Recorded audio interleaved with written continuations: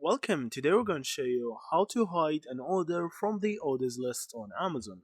So if you want to actually make a surprise order or want to tidy up your order list on Amazon or for any other reason you want to hide an order from the orders list on Amazon, I'm going to show you how to do that step by step.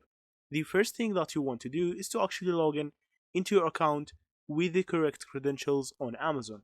After you do so, you need to actually go to the top right on the Amazon bar as see from here. You need to go to the orders section. So from here you can actually view all of your orders that you have actually purchased on this account. So you can actually see all the orders for all the years from here. To actually hide an order from the orders list, so there will be this button that will tell you archive. You need to just click on it, and after that you need to click on archive order again. So this is just to make sure that you really want to archive this order. So after you do this, this order will be sent to another list on Amazon, which is the archived orders as see from here. You can actually view it anytime, but it won't appear on this orders section again. So that's actually how you hide an order from the orders list.